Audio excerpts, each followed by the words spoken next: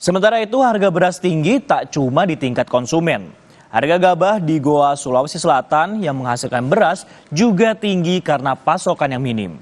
Dampaknya ke pengusaha penggiling padi yang berhenti beroperasi sejak 2 bulan lalu.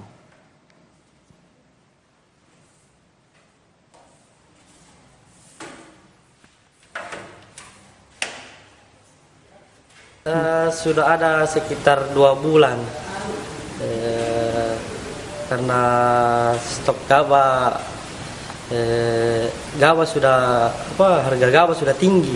Gabah sekarang apalagi harganya sudah tinggi dan gabah sekarang susah.